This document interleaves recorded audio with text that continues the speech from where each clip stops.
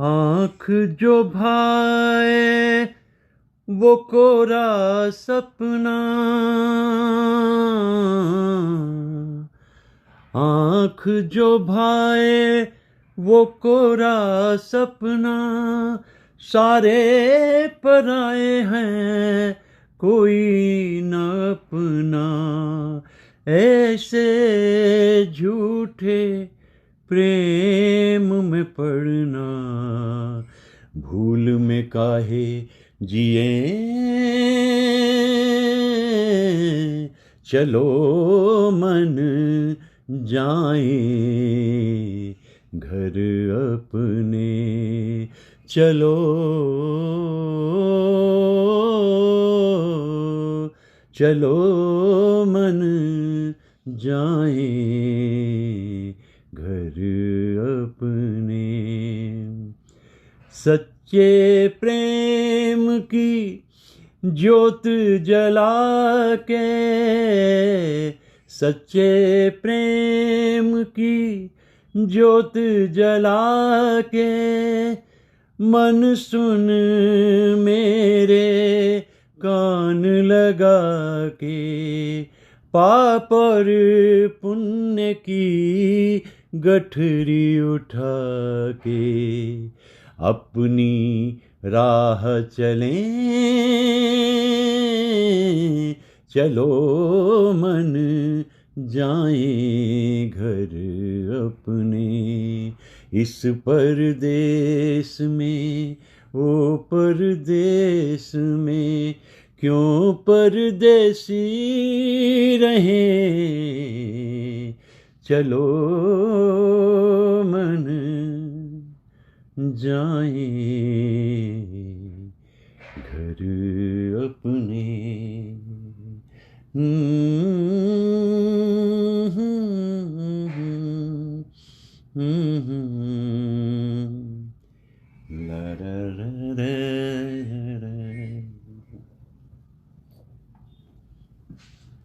आज सुबह सुबह इस भजन को गाने की जो मेरी खुशी है या मेरी ख्वाहिश है वो यही है कि आज स्वामी विवेकानंद जी का जन्मदिन है, 12 जनवरी, और 1863 में वो दुनिया में आए थे। एक अच्छे खासे संपन्न परिवार में, विश्वनाथ दत्ता साहब उनके लीगल प्रोफेशन में थे, और माँ भुवनेश्वरी देवी जो है वो बड़ी सात्विक किस्म की इंसान थी, जैसी हर माँ होती है। तो ये भजन मैं इसलिए गा रहा हूँ क्योंकि भजन के ज़रिए नरेन गुरु तक पहुँचे, रामकृष्ण परमहंस तक। ऐसे ही दोस्तों के साथ घूमते फिरते थे, पढ़ाई लिखाई का ज़माना चल रहा था। किसी ने कहा भी चलो देखो रामकृष्ण परमहंस साहब के चलते हैं वहाँ पर, और जाकर के जब वहाँ बात आई गाने की तो उन्होंने भजन गाए। लेकिन जब ये भजन उन्होंने वहाँ पर गाया तो गुरु तो ये सोचने लग गए, ये तो कोई अद्भुत प्राणी है, ये कोई आम इंसान नहीं है। और बार बार उससे कहते तू आएगा नरेन, तू आएगा ना। और एक दिन नरेन वहाँ पहुँचे और देखा कि ऐसा इंसान, इतना सादा सहज सरल इंसान इस धरती पे हो सकता है, नरेन तो ये सोच भी नहीं सकते थे। बचपन अगर नरेन का हम देखें तो बहुत ही नटखट था। अब आप देखिए कि 9 भाई बहन थे, माँ के लिए कितना मुश्किल होगा इन बच्चों को संभालना, और उनमें भी सबसे नटखट नरेन। ऐसी ऐसी शैतानियाँ कि माँ को शिव की तरफ हाथ उठा के कहना पड़े, हे शिव, मैंने तो तुझसे बच्चा मांगा था, बेटा मांगा था, तूने तो मुझे शैतान दे दिया। अब आप ये देखिए कि बचपन के बाद जिस तरीके से इंसान का विकास होता है उसमें 2 बातें बड़ी इम्पॉर्टेंट हैं, एक तो हेरिडिटी और दूसरा एनवायरनमेंट। अब ये एनवायरनमेंट अगर आपको आपकी मर्ज़ी के मुताबिक मिल जाता है तो आप कुछ करने धरने लायक हो जाते हैं। जवानी के दिन भी बड़े अलग से दिन हैं नरेन के, लेकिन गुरु महिमा जो है उनकी ज़िंदगी में बहुत बड़ा एक रोल अदा करती है। रामकृष्ण परमहंस और उनकी पत्नी, इन दोनों के सामने हाथ जोड़कर अपने ज़िंदगी को नरेन ने शुरू किया। नरेन यानी विवेकानंद, मैं विवेकानंद को जब आज याद कर रहा हूँ तो मेरे सामने दो तीन बातें बड़े आराम से घूमती हैं। रामकृष्ण परमहंस दक्षिणेश्वर में उनका अपना रिहाइश थी और वो मंदिर जो है आज भी अपना बहुत प्रसिद्ध है। और मैं जब कलकत्ता गया था तो मैं उस दक्षिणेश्वर मंदिर का जो आर्किटेक्चर है उसको देख रहा था, और वहाँ फ़ोटो खींचनी तो अलाउड नहीं थी उस वक्त, अब मुझे पता नहीं, लेकिन मैंने फिर भी रिक्वेस्ट करी तो एक सेवादार ने मुझे कहा कि ठीक है अगर आपको लगता है, तो मैंने एक तस्वीर वहाँ खींच ली थी, लेकिन वहाँ अलाउड नहीं था, उस वक्त की बात है। उसके बाद बेलूर मठ जब मैं आया तो बेलूर मठ में आकर के तो मुझे यूँ लगा जैसे ये बिस्तर है, ये अचकन है, ये उनकी टर्बन है, बस अभी अभी जैसे स्वामी विवेकानंद यहाँ से उठ के गए हैं। बेलूर मठ इतना खूबसूरत जगह पे बना है, बिल्कुल गंगा के किनारे है, तो वहाँ मैंने बहुत सारा वक्त बिताया। और मैं वैसे भी बंगाल का मुझे रहता है कि उनका अपना एक साहित्य है, उनकी एक संस्कृति है। मैं उन दिनों की बात कर रहा हूँ जब ऐसे महापुरुष वहाँ जन्म लेते थे। और एक बात मुझे अजीब सी बड़ी दिखाई दी महापुरुषों की बात जब मैं करता हूँ कि परिवार बड़े संपन्न और विशाल होते थे। विवेकानंद साहब के 9 भाई बहन, रविंद्रनाथ टैगोर इतने प्रसिद्ध नोबेल लॉरिएट, उनके 13 भाई बहन, सुभाष चंद्र बोस उनके भी 13 भाई बहन। इतने बड़े परिवार के अंदर से एक कोहिनूर निकल के बाहर कैसे आता है, इससे एक बात तो जाहिर होती है कि बाकी सब चीज़ें एक तरफ, नियति भी कोई चीज़ होती है। आफ्टर वो सब भाई बहन उन्होंने अपने अपने सब ने काम किए होंगे बड़े बड़े, लेकिन कोई भी उनमें से क्यों रविंद्रनाथ टैगोर, सुभाष चंद्र बोस या विवेकानंद नहीं बन पाया। यहाँ नियति की बात आती है और यहाँ नसीब की बात आती है। कुछ होता है, फिनिशिंग कोट्स ज़िंदगी में नसीब देता है, ऐसा मुझे लगता है। विवेकानंद बहुत पहले ही मेरे मन में उतर गए थे, क्योंकि उनकी जो एक शख्सियत है, जिस रूप में वो तस्वीर हमारे सामने आती है, वो बहुत ही इम्प्रेसिव है। और उसके बाद जो स्लोगन उनका दिखाई देता है, arise, awake, stop not till the goal is reached. अब ये मंत्र है जीवन का। नौजवानी में जब मैं उनके बारे में पढ़ने की कोशिश करता था, जानने को, बहुत सारी चीज़ें हैं उनकी कही हुई, लेकिन बड़ी सादा सी शख्सियत है। जितने सादे रामकृष्ण परमहंस थे उतने सादे तो नहीं रह सकते थे विवेकानंद, क्योंकि उनके सामने अब एक मिशन है, उन्हें काम करना है। तो मैं फिर उसके बाद 1987 में जब पहली बार कन्याकुमारी गया और विवेकानंद रॉक पे जब मैं पहुंचा, तो वहाँ का जो माहौल मैंने देखा, ऐसा खूबसूरत मंज़र मुझे नज़र आया। उसके बाद मैं कई बार कन्याकुमारी होया, अभी पिछले दिनों भी मैं वहीं पर था, और वहाँ के वो तीनों समंदर जो मिलते हैं चट्टान के चारों तरफ, वो अद्भुत दृश्य पेश करते हैं। तो अब ये इस बार का जो मेरा विज़िट था अभी 15 दिन पहले का, उसकी खासियत ये रही कि एक नौजवान के मन में सैकड़ों प्रश्न होते हैं, जवाब उनका मिलता नहीं। टेनिस बॉल की तरह घर वाले कॉलेज में धकेल देते हैं और कॉलेज वाले घर में धकेल देते हैं, और ऐसा कोई इंसान नज़र नहीं आता जो हमारी बातों को सुने। जवानी की बातें कर रहा हूँ। और फिर कई बार रास्ता खुद ही अख्तियार करना पड़ता है। तो यहाँ जो प्रश्न उनके मन में कोई जवाब नहीं दे पा रहा है, और फिर उन्होंने कहा कि इतनी गरीबी देश में है, ग़ुलाम है देश, और इतनी प्रताड़ना सहनी पड़ती है, दुनिया के किसी भी हिस्से में कोई नहीं जानता कि कोई इस नाम का देश भी है, तो क्या ये हालत हमारे देश की है। ये सब उन्हें बहुत दुखी करती थी। जब जब मन में विलाप बढ़ने लगे, जब जब मन में एक नाकामी आने लगे, उसका सबसे अच्छा तरीका होता है कि अगर कोई महान गुरु आपके आसपास से गुजर रहा है और आपकी ज़िंदगी को बदल दे, वो एक अलग बात है। क्योंकि मेरी ज़िंदगी में तो ऐसा नहीं हुआ। मैं तो जो रास्ते खोज पाया वो खुद ही पगडंडियों से होते होते मैंने पाए। तो उसका सबसे तरीका होता है कि खामोश हो जाओ, बी साइलेंट, आप चुप हो जाइए, और चुप हो करके फिर आप एक चिंतन के रास्ते पे चल दीजिए, मनन कीजिए, और फिर सोचिए कि जो प्रश्न आपका है उसका जवाब आपको मिल जाएगा। मैं तो ज़िंदगी में ऐसा ही देखा है। तो वो जब वहाँ पर पहुँचे स्वामी विवेकानंद, तो मैं भी अभी वहीं पर था उन दिनों, इसी साल की बात कर रहा हूँ, उन दिनों नहीं, इन दिनों। तो वो दिन थे 24 दिसंबर को। घूमते फिरते हिंदुस्तान का बड़ा काफ़ी हिस्सा घूम लेने के बाद में स्वामी विवेकानंद पहुँच गए समंदर किनारे। अब वो जाना चाह रहे हैं, वो सामने जो चट्टान दिख रही है, शायद उसका फासला लगभग 500 मीटर होगा, वहाँ जाना चाह रहे हैं। टर्बुलेंट है समंदर, बुरी तरीके से लहरें उछल रही हैं, कूद रही हैं। तो उन्होंने डुबकी मार दी और पीछे कोई देख रहा था, उसने कहा रुको रुको, अरे स्वामी डूब जाओगे, मर जाओगे, ऐसे बोलते रहे। स्वामी निर्भीक थे और तैरते हुए पार पहुंच गए और उस चट्टान पे पहुंच करके बैठ गए। दिन था 24 दिसंबर और बरस था 1892। अब वहाँ जब वो पहुंच गए तो वहाँ पर 3 दिन वो रहे, 25, 26, 27 दिसंबर। मैं ये सोच रहा था कि इन दिनों इतनी भीड़ कन्याकुमारी में क्यों है। उसकी एक वजह है कि कुछ लोगों को मालूम हुआ और जानते थे वो इस बात को कि भाई यही वो दिन हैं जब स्वामी जी इन दिनों हम महसूस करते हैं कि वहाँ पर थे। और ऐसा भी होता है कभी कभी कि कुछ दिनों की विशेष अहमियत भी हम लोग जोड़ लेते हैं। तो मैं तो उन 4 दिनों में वहाँ पे यही देख रहा था कि 10,000 लोग लगभग रोज़ जा रहे थे विवेकानंद रॉक पे। वो जो फेरीज जा रही थी वो हिलती डुलती सी फेरीज, कुछ भी हो सकता था, लेकिन लोगों के अंदर, भारतीयों की जो सबसे कमाल की बात है, इनकी अपनी एक आस्था होती है, जिसमें जम गई उनमें जम गई, फिर उसमें निर्विवाद है सब कुछ। तो वहाँ पहुँचकर फिर उन्होंने समाधि लगाई, लौट के वापस आए। अब उनके सामने में एक बात आ रही है कि 11 सितंबर को है 1893 में विश्व धर्म सम्मेलन शिकागो में, लेकिन वहाँ तक पहुँचा कैसे जाए, वो तो बहुत मुश्किल है भाई। और पैसा चाहिए और उसके अलावा वक्त चाहिए। ये तो था नहीं कि यहाँ से फ़्लाइट ली और पहुँच गए, वो तो पानी के जहाज़ का ज़माना था और पैसा खूब लगता था।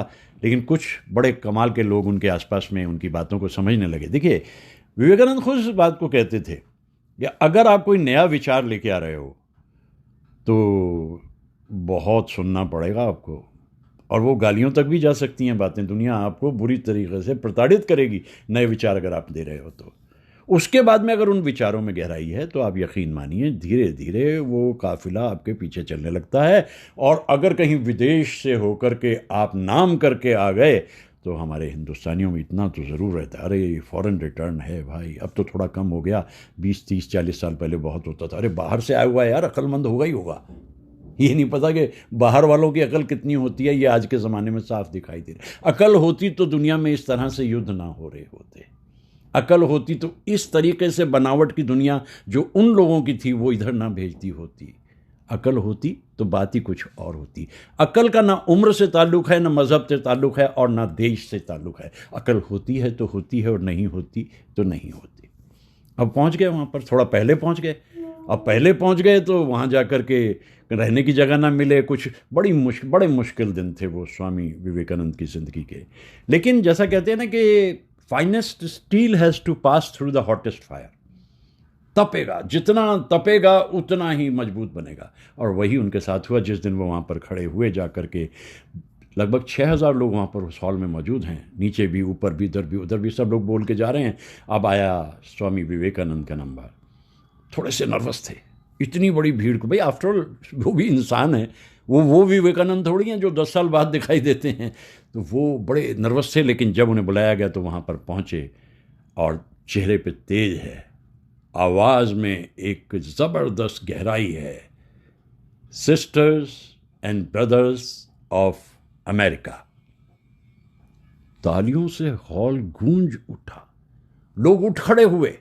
ये था 11 सितंबर और 1893 का दिन। उठ खड़े हुए लोग और तालियां बजती रही।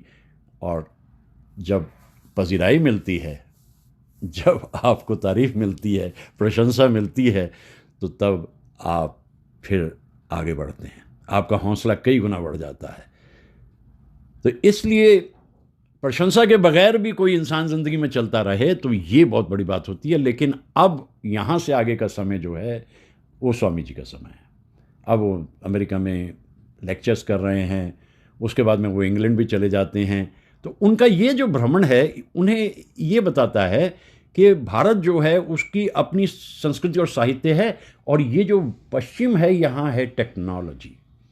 विचार इनके भी काफ़ी अच्छे हैं कुछ लोगों के, लेकिन भौतिकवाद में ये ज़्यादा लिप्त हैं। और हमारी जो स्पिरिचुअलिटी और इंटेलेक्चुअलिज्म है वो बहुत गहरा है, ये वो मान लगे। बस फिर उसके बाद वो लौट के वापस आते हैं। और स्वामी विवेकानंद यहाँ पर फिर तो जगह जगह उनका सम्मान होता है। लेकिन विवेकानंद इस बात को जानते थे कि सबसे ज़्यादा फोकस करना है दरिद्र नारायण पर। ये जो गरीबी है हमारे देश की, ये सबसे बड़ा श्राप है। इसके लिए वो लोगों को सलाह मशवरे भी देते थे। सिंपल से फॉर्मूला हैं स्वामी विवेकानंद के, निर्भीकता। देखिए ना, समंदर में कूद गए, और उसके बाद में जब तक गोल ना मिले तब तक चैन से ना बैठो, और जितना उन्होंने अपने जीवन में करना था कर लिया। तो ये जो भजन अभी अभी मैं गा रहा था, ये दरअसल जसूदास की आवाज़ में गाया हुआ, एक फ़िल्म बनी थी 1998 में, और सलील चौधरी की धुन है, गुलजार साहब के अल्फाज हैं, चूँकि वो बांग्ला में गाया होगा ना स्वामी विवेकानंद ने। तो ये भजन जो मैं गा रहा था, मुझे इसलिए बड़ा पसंद है कि अहीर भैरव राग सुबह का राग है, और उसमें इसकी इतनी अच्छी धुन बनाई सलील दा ने कि अगर सुबह सुबह इंसान इसको गा ले तो इस दुनिया के जितने आडंबर हैं, झील झमाले हैं, उन सब से बच के निकला जा सकता है। क्योंकि जिस तरह दिन शुरू होता है, शाम भी वैसी डूबे, ऐसे चांसेस बढ़ जाते हैं। सरकार ने देखा कि भाई ये तो देखते देखते एक कल्ट फिगर बन गई हैं, तो उन्होंने इसको नेशनल यूथ डे बना दिया। चूँकि विवेकानंद जो थे खुद वो 39 बरस की उम्र में दुनिया से रुखसत हो गए, तो उनका कहना था कि नौजवानों पे बहुत निर्भर करता है, क्योंकि बढ़ती उम्र के साथ उनके घुटनों में भी तकलीफ़ होती थी, डायबिटिक वो वैसे ही थे। और कह दिया करते थे विवेकानंद अपने शागिर्दों से कि मैं 40 पूरे नहीं करूँगा, मैं चला जाऊँगा। और 40 पूरे नहीं हुए। उन जैसे बड़े लोग होते हैं ना, उनकी वाणी में भी कुछ अमृत होता है, कुछ सच्चाई होती है, और ये बहुत कम लोगों में होता है। तो वो 40 से पहले चले गए। लेकिन अपने शागिर्द जो हैं, और ये बेलूर मठ में जब मैं घूम रहा था कलकत्ता, तो मैं ये सोच रहा था ऐसे ऐसे महान व्यक्ति भी इस धरती पे आए हैं। वो कपड़े देखे, वो बिस्तर देखा, वो माहौल देखा, तब महसूस हुआ कि भाई हाँ, स्वामी विवेकानंद यहाँ रहते थे। बड़े लोग चले जाते हैं, उनके विचार रह जाते हैं, लेकिन उन विचारों को मानने वालों की संख्या बहुत कम होती है। रामकृष्ण मठ बनाया उन्होंने, और जो आज तक बहुत अच्छे काम कर रहा है। लेकिन जितनी बड़ी आबादी हमारे देश की है, अगर इसमें एक एक दिया जल के रोशनी करने लग जाए तो बात बन जाए। तो किसी धर्म की कभी आलोचना नहीं की।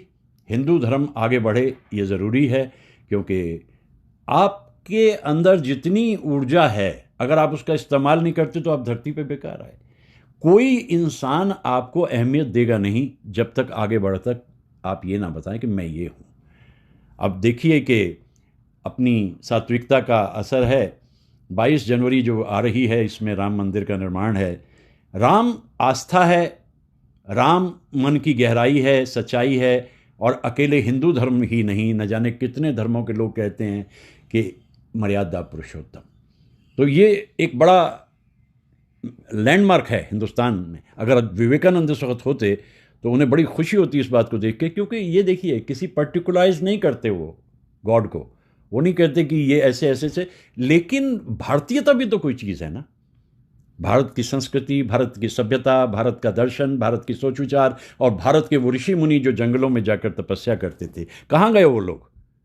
ये वेस्टर्न कल्चर जो है, इसने आकर के सबको निस नाबूद कर दिया है, और हम बड़े आराम से इस सबको अपने सामने होता देख रहे हैं। मैं अभी भी कहता हूँ कि वक्त पे ना संभले तो आने वाली जो जनरेशन है वो हम ही लोगों को लताड़ेगी कि तुमने हमें सिखाया क्या था, जो हम ये ना बनते जो हम बनते चले जा रहे हैं। रोबोस इमोशंस ख़त्म हो रहे हैं, और टेक्नोलॉजिकल ऑनस्लॉट के सामने सरेंडर करती जा रही है मानवता, इंसानियत। कहाँ जाके रुकेगी कुछ मालूम नहीं। आज का दिन महान है, 12 जनवरी, और वो था 1863। और आखिरी दिनों में थोड़ा परेशान होते थे, मैंने अपनी माँ के लिए और करना था, मैंने परिवार के लिए कुछ ज़्यादा नहीं किया, लेकिन दुनिया के लिए जो तो किया ना उन्होंने। और फिर उस दिन 4 जुलाई 1902 को सुबह उठे सो करके, वही उनका रूटीन था। कुछ शागिर्द उनके आसपास रहते थे जो उन्हें बहुत प्यार करते थे, तो वही सुबह उठे, वही उनका चिंतन मनन अध्ययन सब कुछ करते करते, और आराम से बैठ गए अपने बिस्तर पर, और अपने शागिर्द से कहा कि रोशनी बत्ती बंद कर दो, और वहीं उन्होंने अपनी समाधि ले ली, प्राण त्याग दिए। ये बड़े लोग ऐसे ही करते हैं। ये सांसारिकता से बहुत अलग लोग होते हैं। ना इनमें कुढ़न है, ना इनमें जलन है, ना इनमें क्लेश है, ना इनमें हिंसा है, और ना इनमें लालच है, ना स्वार्थ है। तभी तो ये बड़े लोग कहलाते हैं। तभी तो हम नेशनल यूथ डे पे मेरे जैसे नौजवान जो कि बुजुर्गी की दरवाजे पे पहुंच गए हैं, हम कहते हैं कि भाई आज हमारा दिन है नेशनल यूथ डे। आप उतने ही जवान हैं या उतने ही बुजुर्ग हैं जितना आप सोच लें, जितना आप आप मान लें age is just a number. विचार ऐसे स्वामी विवेकानंद के ये सचमुच बहुत ही प्रेरित करते हैं। उसके बाद में फिर कोई ऐसा इंसान नहीं है। और इनकी सबसे अच्छी बात यह है स्वामी विवेकानंद की, यूनिवर्सली एक्लेम्ड है। 12 जनवरी को हमारे हिंदुस्तान की हर जगह की पार्टीज आपस में लड़ती हैं, पॉलिटिकल पार्टीज, लेकिन 12 जनवरी को कभी कोई चैलेंज नहीं करता। ये होता है इंसान का चरित्र, ये होती है उसकी आस्था, ये होता है उसका व्यक्ति से व्यक्तित्व तक का फासला जो स्वामी विवेकानंद ने पार किया। फिर आने वाली नस्लें वो दे पाएं ये ज़रूरी नहीं। वो खुद ही कहा करते थे, भाई जो मैंने इतना बड़ा काम कर दिया, इसके बाद में एक विवेकानंद और चाहिए। नहीं, ऐसा नहीं होता।